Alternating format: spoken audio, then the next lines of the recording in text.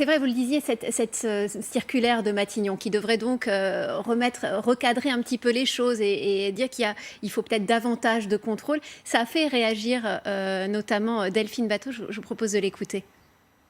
S'il y a une nouvelle circulaire du Premier ministre, c'est bien parce qu'il y a un problème et qu'il y a un certain nombre de pratiques qui ont perduré, qui posent des difficultés, telles qu'on l'a vu dans le cas de François de Rugy.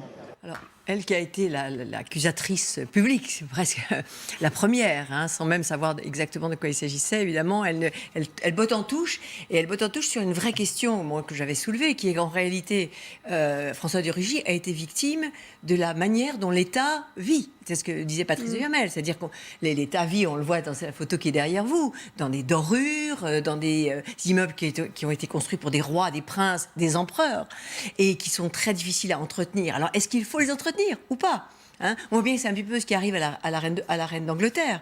Elle vit dans des palais, mais elle a un budget énorme pour l'entretenir. Est-ce qu'il faut changer de bâtiment? Est-ce qu'il faut changer de bâtiment? Des bâtiments plus neufs, plus modernes, comme c'est le cas en Allemagne. Problème, parce qu'il faudra les équiper. Et la deuxième, alors ça c'est une question qui se pose, mais je voudrais soulever une question qui est quant à la communication de cette affaire-là. Il y a deux questions qui ont posé des problèmes, qui ont tendu, à mon avis, tout le monde, même moi, à penser que peut-être François de Rugy avait eu tort, ou était criminel, ou était coupable. C'est le fait qu'il ait démissionné. Pourquoi a-t-il démissionné si vite ? Et ça, c'est une vraie question.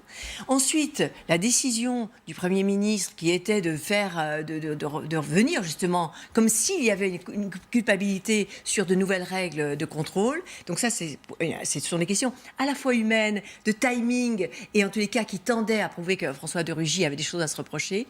Et la deuxième question qui me semble alors là, évidemment, passionnante et fondamentale, c'est le relevé à la presse.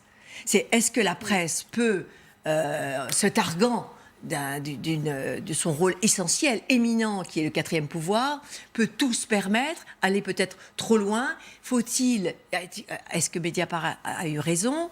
Et sinon, apparemment il a quand même pour l'instant plutôt eu tort, est-ce qu'il ne faut pas réfléchir à la manière dont on réagit par rapport à ça? Je voudrais vous montrer d'ailleurs le tweet d'un des journalistes de Mediapart il y a quelques minutes.